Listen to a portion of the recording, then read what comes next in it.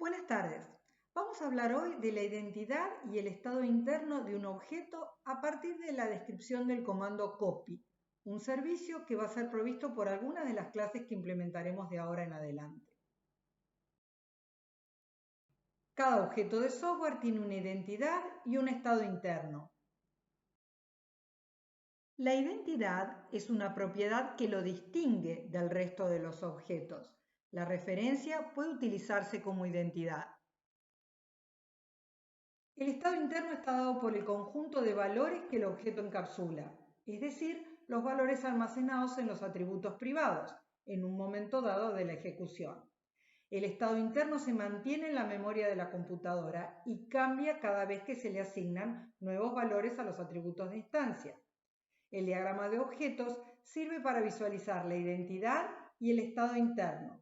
Es un dibujo de la memoria. Dos objetos pueden tener distinta identidad, pero el mismo estado interno. Vamos a centrarnos en primera instancia en entender la ejecución de un segmento de código que crea objetos de clase fantasma, sin ocuparnos en la implementación concreta de esta clase. Es decir, el foco vamos a ponerlos en qué ocurre en ejecución más que en cómo es que esto está ocurriendo. El diagrama nos muestra que un fantasma está caracterizado por tres atributos: velocidad, de tipo entero, color, de tipo carácter, y descansa, que es un atributo de instancia de tipo booleano. El constructor recibe tres parámetros. Vamos a mostrar solo las consultas y comandos que van a ser utilizadas en este video. La consulta toString retornará, como es habitual, la concatenación de los valores de los atributos. Las tres consultas que siguen son triviales. Cada una retorna el valor de un atributo.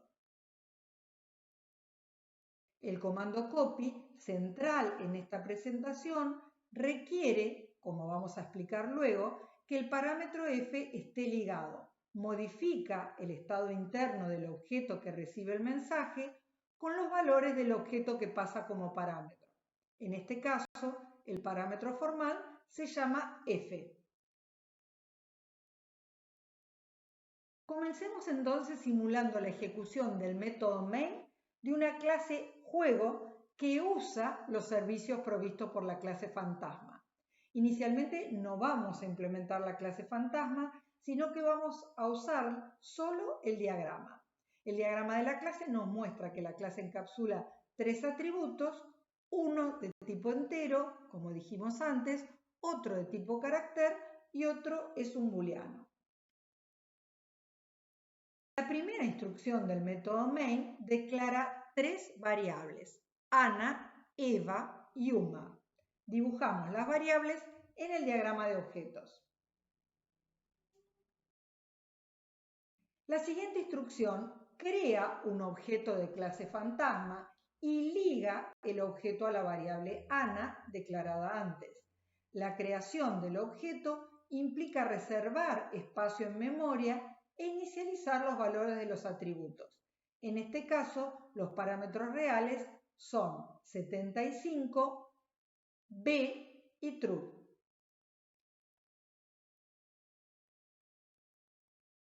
La siguiente instrucción asigna el valor de la variable Ana, una referencia, a la variable Eva.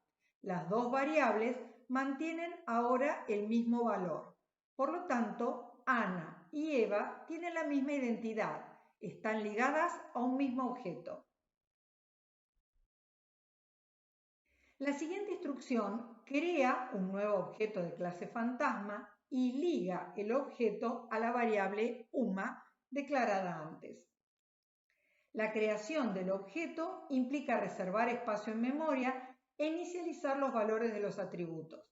En este caso, los parámetros reales son 80, G y true.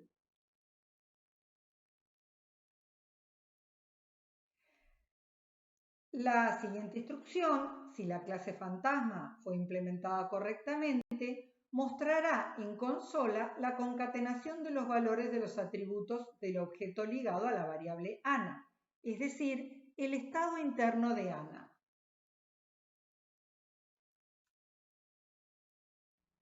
La siguiente instrucción muestra en consola la concatenación de los valores de los atributos del objeto ligado a la variable EVA, es decir, el estado interno de EVA. La siguiente instrucción, nuevamente, si la implementación del constructor y de la consulta toString ha sido correcta, mostrará en consola la concatenación de los valores de los atributos de instancia del objeto ligado a la variable UMA, es decir, el estado interno del objeto ligado a la variable UMA.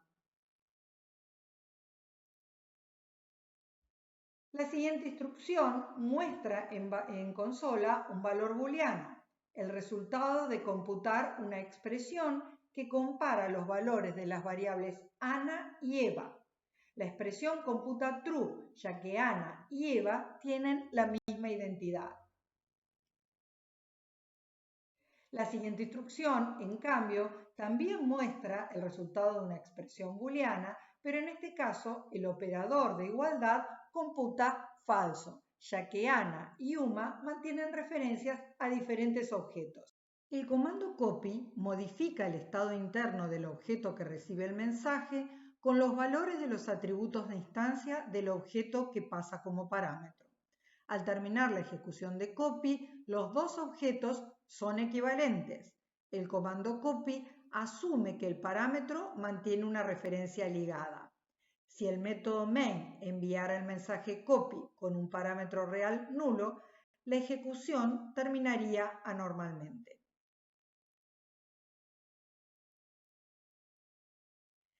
La siguiente instrucción muestra en consola la concatenación de los valores de los atributos del objeto ligado a la variable UMA, es decir, el estado interno del objeto referenciado por la variable UMA, que ahora fue modificado. La última instrucción del método main muestra en consola un valor booleano, el resultado de computar la expresión que compara los valores de las variables ANA y UMA. La expresión sigue computando false, aunque los objetos referenciados por ANA y UMA ahora tienen el mismo estado interno, la identidad sigue siendo diferente. Desde la clase cliente juego hemos usado los servicios de la clase fantasma sabiendo qué hacen, pero no cómo lo hacen. Vamos ahora a analizar el código de la clase fantasma. Una instancia de la clase fantasma se caracteriza por tres atributos: velocidad, color y descansa, de tipo entero, carácter y booleano respectivamente. Los tres atributos de instancia se declaran privados, de modo tal que quedan encapsulados dentro de la clase fantasma. El constructor recibe tres parámetros. Cada uno se utiliza para inicializar el valor de un atributo. La consulta toString retorna una cadena de caracteres que se genera concatenando los valores de los atributos. Cada una de las consultas triviales retorna el valor de un atributo. Observemos que el tipo del resultado coincide con el tipo del atributo. Volvamos a la clase juego.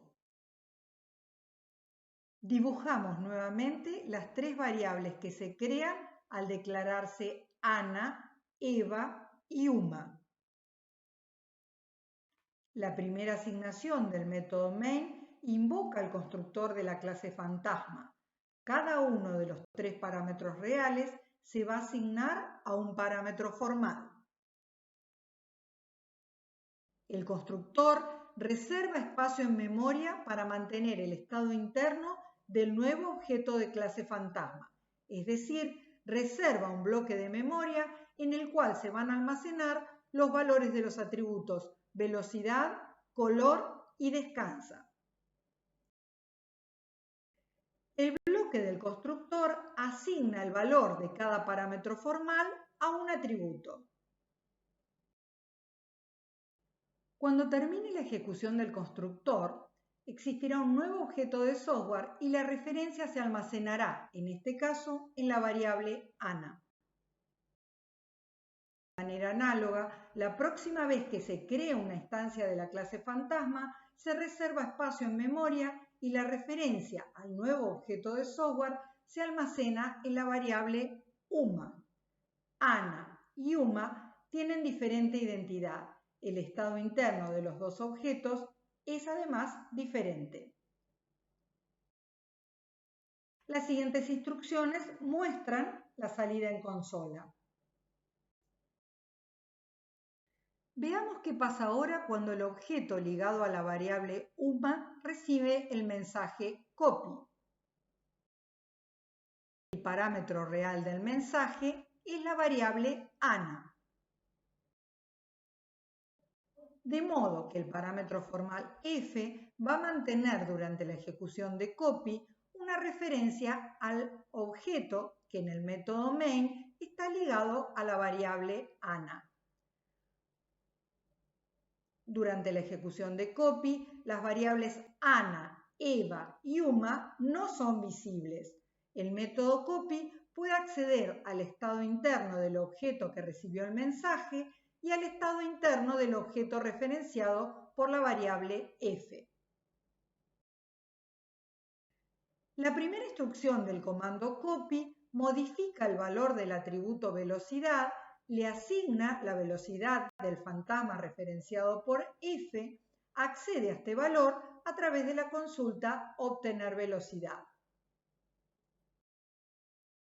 La segunda asignación modifica el valor del atributo color, le asigna el color del fantasma que copy recibió como parámetro.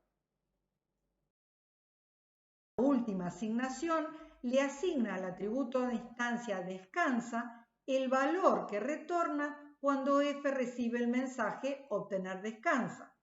En este caso, los dos fantasmas tenían el valor true, de modo que el atributo no se modifica. El estado interno del objeto que recibió el mensaje copy es ahora el mismo que el estado interno del fantasma referenciado por la variable f.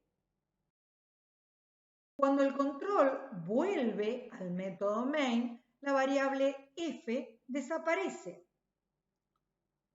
UMA recibe ahora el mensaje toString y en consola aparece el estado interno del objeto ligado a la variable UMA. La última instrucción compara la identidad de ANA y UMA y aunque ambos objetos tienen el mismo estado interno, la identidad es diferente. En consola aparece el valor false.